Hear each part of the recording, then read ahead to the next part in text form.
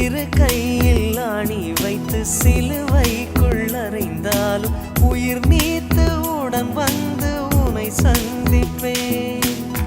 பூவாக நீயானால் காற்றாகி சந்திப்பேன்.